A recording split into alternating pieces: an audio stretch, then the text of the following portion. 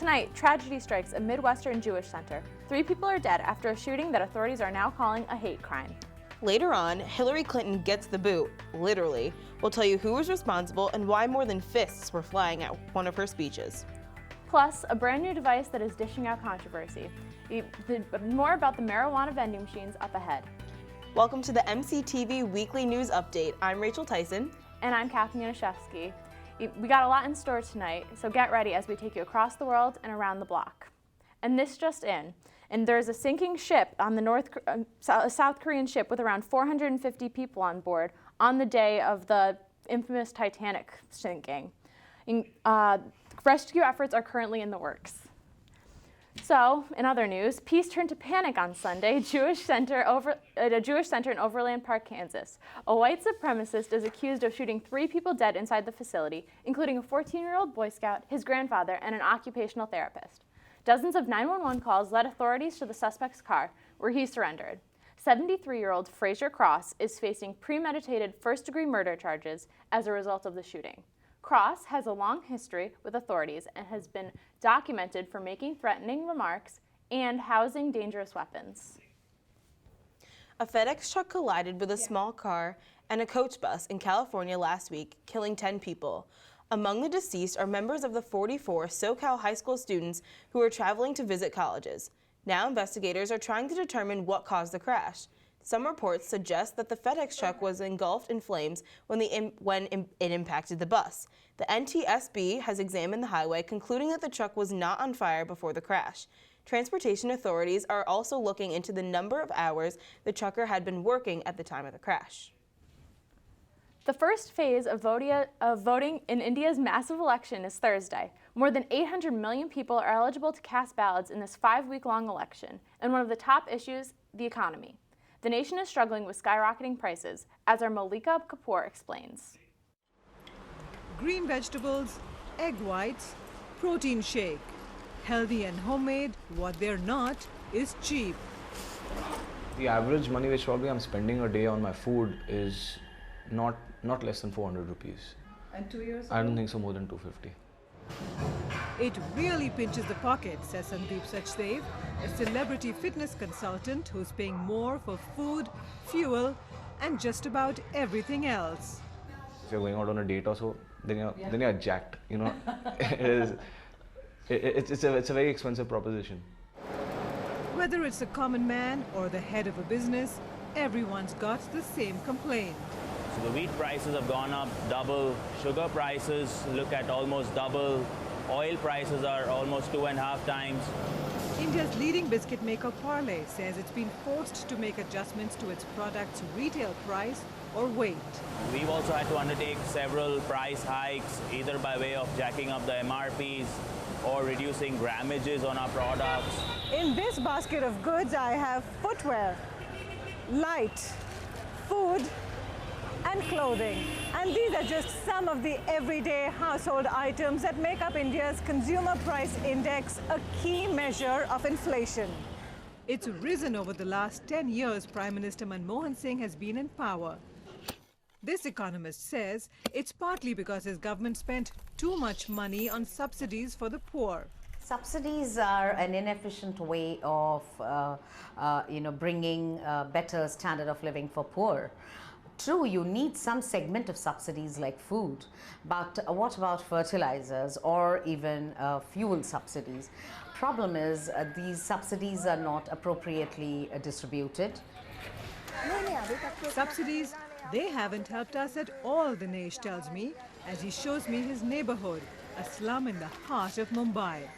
This area is as poor as it was 10 years ago. You can see how we live, he says. There are no bathrooms. Power is so expensive. When the bill comes, I have to decide whether to pay the electricity bill or feed my family.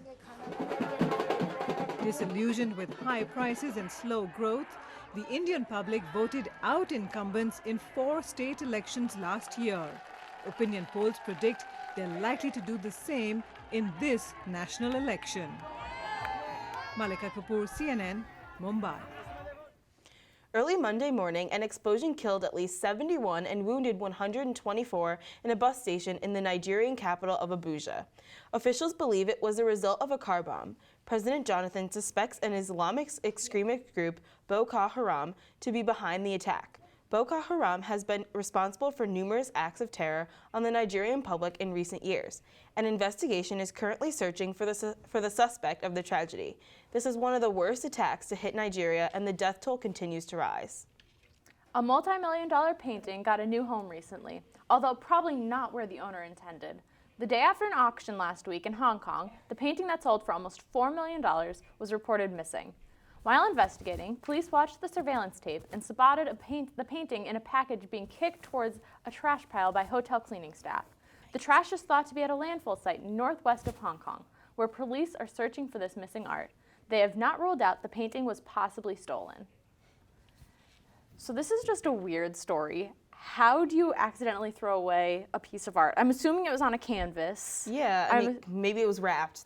I don't know. I don't know. But still, it looks like a painting. You'd think. Exactly. Yeah. It's interesting, and I don't understand how someone can mistake $1 million piece of artwork For trash, yeah. unless they really don't have good taste Good in art. taste. That's what I was just thinking, yeah. I mean, I really hope that the hotel staff still have their jobs. I hope so too. So, we'll see. Ukraine's interior minister took social media Sunday to announce Ukrainian forces had launched an anti-terrorist operation. This after pro-Russian gunmen seized buildings in the eastern part of the nation. Nick Payton-Walsh reports from the scene. This was the moment something changed in eastern Ukraine. Pro-Russian militants, guns drawn, tearing off the rails of a police station filmed by a local. 3 policemen apparently injured, and a new chapter in this crisis unfolded. Within hours, these barricades were up. Inside the police station, weapons handed out. 400 pistols, say officials. A hostile crowd here, decrying fascists, praising Russia. We're called spies and told to leave. A few blocks away, at the local security service building, armed, well-equipped men in camouflage just inside don't want to be filmed. Food and tyres are donated by locals. On the outskirts, their own checkpoints, the police nowhere to be seen, and further away on the highway, another checkpoint, police standing just by. Further north is Krasny-Liman, where the mayor is calming tempers. Round the back, these men say they're stopping police leaving and far-right militants coming in to take the guns. Andrei's done this before, helping seize the Donetsk local administration. Here's a guy who was with me in Donetsk too, he says. We're the militia of Donbass, an initiative group, because they haven't listened to us, not to Donbass or the southeast. While things here in Krasny-Liman have been peaceful at the police station behind me, what is remarkable is how on one day there's been an increasing number of similar disturbances in towns in eastern Ukraine attacking police stations, suggesting a level of coordination we simply haven't seen until this point.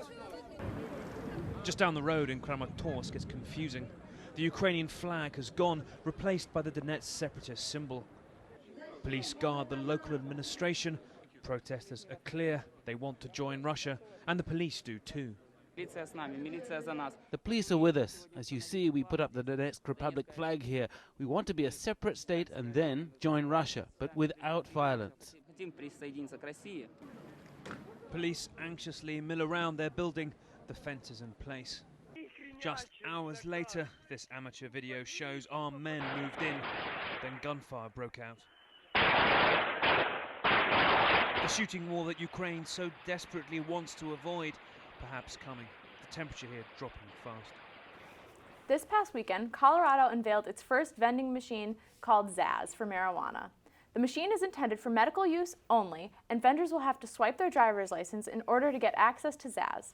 As Zaz will be held at a medical marijuana dispensary as a way for patients to avoid waiting in long lines. Chief Operating Officer Stephen Sheard does not believe the vending machine will be used for recreational marijuana anytime soon, though it will be interesting to see where this idea may lead. I'm definitely interested to see where it will lead. I feel like as though it's like a great idea for people who need it, somebody is going to try to rig the system and get recreational marijuana out of it. It's definitely coming. You know, a lot of people in this country have been waiting for it. Absolutely. But, you know, we'll see where it leads. Exactly. Yeah.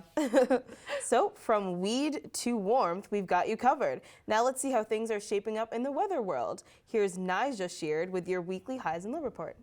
Thanks, guys. Marist Beach is officially open. We finally got some spring weather this past weekend, and the rising temperatures are just in time for the Easter Passover break, or so we thought. But before we get into local weather news, let's see what's happening around the world. Months of dry weather have caused a fire to break out in Valparaiso, Chile. The fire began in a forested area just outside the city and quickly spread. The weather is not helping, with winds gusting more than 20 miles per hour. All efforts to contain the fires have been unsuccessful. The fires have killed 12 people, destroyed over 2,000 homes, and forced 5,000 people to evacuate the city. Unfortunately, dry weather and strong winds will continue in Valparaiso through Wednesday as the storm moves south. Now for national weather news. The southern United States will be hit with severe thunderstorms through Wednesday as the storm front moves through the south. Major southern cities that will be affected include Birmingham, New Orleans, and Jacksonville, Mississippi. The greatest threats of the storm front are torrential downpours that could lead to potential flash flooding, dangerously high winds. The storm threat is expected to shift to the east later in the week as it moves toward the cities of Raleigh, North Carolina, Charleston, South Carolina, and Jacksonville, Florida. Luckily, a cold front is expected to follow the storm, and the sunshine will be moving from the Hudson River will be moving along. In the Hudson River, it seems that spring weather was too good to be true, and we can expect temperatures to plummet into the 40s by Wednesday. If we take a look at the almanac, today's temperature ranged from 61 degrees to a low 37 degrees. The average lowest temperature is 22 degrees, and the average temperature otherwise is 27 degrees. But it's okay, the cold never bothered you anyway, and it seems that it's currently snowing right now. As for tonight's weather, expect more rain and wind and snow, and a low of 27 degrees. The weather will continue to decrease from yesterday's high of 77 degrees throughout the week, and the weather's expected to be rainy, a high of 60 degrees, and strong winds reaching up to 23 miles per hour Thursday. And Friday, you can expect partially cloudy skies with decreasing winds, a high of 56 degrees on Thursday and Friday. And Saturday through Monday, expect temperatures in the 50s to 60s and scattered showers in the Hudson River Valley. Luckily, the skies will start to clear up by next Tuesday, just in time for night classes at Marist. Hopefully soon we can have some consistent spring weather with their weekly highs and lows report. I'm Niajja Sheard. Now back to you guys. Thank you, Niajja. I loved the weather this weekend, and I'm really sad to see it go. Me too. Me too. But I think it was definitely good for all the accepted students to see Marist and Marist Beach in all its glory. There were so many students all over the Marist Beach. It was great. I was walking outside, literally the whole thing was covered. So I'm sure we're going to get a lot of freshmen coming in next semester. For Marist Beach alone. Yeah. Like I said before, I mean, I think that we definitely deserve some great weather because we've had a terrible winter. Absolutely. A long one. Well, moving to Las Vegas, police officials are attempting to book a woman on disorderly conduct charges after she threw a shoe at former Secretary of State Hillary Clinton during a speech last Thursday. 36-year-old Alliston Ernst Dodge, a security at Mandalay Bay Hotel Casino, in the effort to attend an event that Clinton was speaking at, which held a crowd of 1,000 people. Ernst was immediately detained, but Clinton was in good spirits about the incident, saying, quote, "Thank goodness she didn't play softball like I did." A Utah woman faces murder charges after police found the remains of 7 babies inside her former home. Andrew Spencer reports neighbors were very shocked by the news. Over the course of 10 years, police say Megan Huntsman gave birth to, then killed, at least 6 babies. The remains were found inside this home in Pleasant Grove, Utah, a small city just north of Provo. Huntsman moved out of the house in 2011. It belongs to the family of her estranged husband. Some family members of the residents were cleaning out the garage, came across a suspicious package, had kind of a pungent odor. That led to a full-scale search in which police found the remains of 7 dead babies, a disturbing thought especially for the neighbors. She was always a good babysitter because she babysat my grandchildren. when they were little. We had no idea, absolutely no idea what it could have been. Some also found it odd that they didn't notice Huntsman had ever been pregnant. We always thought she looked skinny.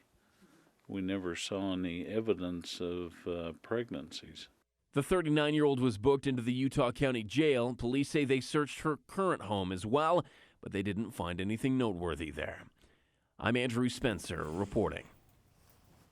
U.S. Health and Human Services Secretary Kathleen Sebelius is stepping down from her position after having problems overseeing the Affordable Care Act. This act, known as Obamacare, still remains unfavorable among Americans and virtually all Republican lawmakers. Although the program did enroll over 7 million users within the first week, it encountered technical glitches and slow loading speed. This prevented even more users from signing up for the health care coverage. President Obama will be nominating Sylvia Matthews Burwell, Director of the Office of Management and Budget, for the open position. Speaking of health-related news, it's summertime and the living is easy and, well, buggy. Yep, warm temperatures may mean lazy days, but it also means a time when insects are everywhere. And sometimes those little creatures can carry some serious diseases. What should you look for and how can you protect yourself? Here's Carl Azus with today's Health Minute. Warmer temperatures aren't just attractive to people, but to bugs too. Summer insects are not only pests, but they can transmit viruses and illnesses that can be dangerous. Mosquitoes can transmit the West Nile virus, as well as Eastern equine encephalitis. Fleas can cause bites that can itch and can turn into infections if scratched. And ticks can infect people with Lyme disease and other serious problems. So arm yourself. When going outside, spray for bugs. The Centers for Disease Control recommends repellent containing 20% DEET. If mosquitoes are the primary problem, the CDC says use a repellent that contains at least one of these: DEET, picaridin, IR3535, or oil of lemon eucalyptus. Try to stay away from thick underbrush and trees where ticks hide. Also, check your pet to see if they are carrying these nasty critters. Ticks love hairy animals. And make sure your pet is free of fleas. They too can hitch a ride on your dog or cat and infect those in your home. And when you come inside, check for any of these parasites. Taking a shower helps, but doing a bug check is also effective. For today's Health Minute, I'm Carl Azus. U.S. Airways was caught with their pants down yesterday after a tweet was released in response to a customer who had been complaining about their service. The tweet from the airline said, quote, "We welcome feedback, L. If your travel is complete, you can detail it here and review and follow up." Attached to the tweet was not a link to customer's help service, but instead was a picture of a naked woman with her legs up in the air and a toy airplane coming in for a landing, well, where the sun don't shine. And the company took down the tweet about half an hour after the tweet went live, but there was plenty of time for that picture to be retweeted more than 500 times. Well, that's embarrassing. I feel like that was some interesting Twitter use. Oh, yeah. Okay. That was not needed to be seen. Nope. I mean, that's interesting. I feel bad for the airline. Now they have that attached to them. Yeah, under first their they name. had the bad press from the tweet. Now they have the even worse press from them sending out that tweet. Yep, and with retweets, of course. Now everyone knows about it. Circulating around the internet. Yeah. Well, we've scoured the top of the ocean looking for Malaysia flight MH370, and now it's time to put on some swimmies and dive deep for the missing aircraft. An unmanned submersible dove into the depths of the Indian Ocean yesterday. Its trip was cut short when it went too deep and was forced to resurface. From its brief trip, no more information was returned. Officials are planning to relaunch a submersible called Bluefin 21 as soon as the waters calm from the thunderstorms. If this attempt turns up like the last, the U.S. Navy will consider sending a different unmanned vessel that can handle deeper levels. However, this will also cause delays. One of the Backstreet Boys is now a married man, and Robert Downey Jr. is finally on the social media bandwagon. Scott Thomas has these stories and more in your Hollywood Minute. Backstreet Boy Nick Carter is officially taken. He and his new wife tied the knot in California on Saturday. The couple got engaged just over a year ago. Jennifer Lawrence could soon have her own X-Men spin-off. Entertainment Weekly reports producers were so impressed with her performance as Mystique, the shape-shifting mutant, they're considering her for a role in her own film, but no concrete plans are in place. The latest X-Men movie, Days of Future Past, is due out on May 23rd. It didn't take long for actor Robert Downey Jr. to take Twitter by storm. Just after he signed on, he quickly gained more than 1 million followers. That number continues to grow. His first tweet read, "Talk to me, Twitter." It also featured a selfie. At the movies this weekend, the superhero flick Captain America: The Winter Soldier was the big winner. It brought in over $41 million. The animated movie Rio 2 came in second, and the horror movie Oculus came in at number 3. For Hollywood Minute, I'm Shelby Lynn.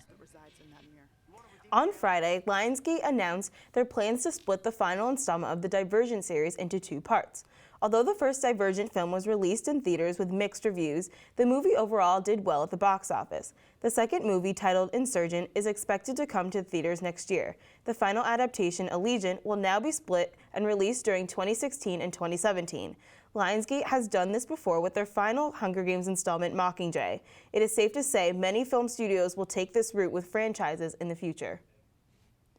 Though Netflix doesn't need any more positive publicity with the teenage demographic, now they can say they've helped make someone's prom extra special. On January 13th, a 17-year-old Chicago native jokingly asked Netflix to go to prom with him over Twitter.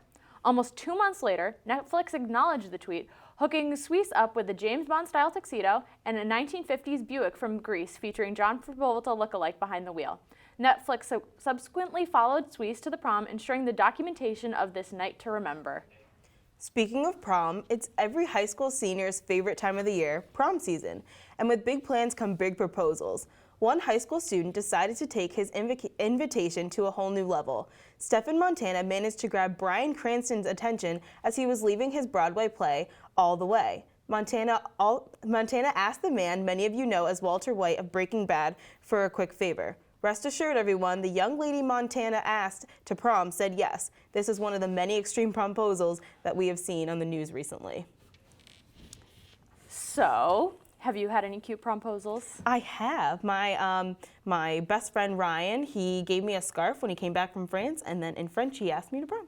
That is very cute. Yeah. Although maybe not Bryan Cranston level. No. But I say that no matter how cute they are, it's always a good thing. It's always a great thing, yeah. How about you? I had some cute ones. I got asked on a Starbucks cup. That was a cute one. Nice. You know, love Everybody my loves coffee.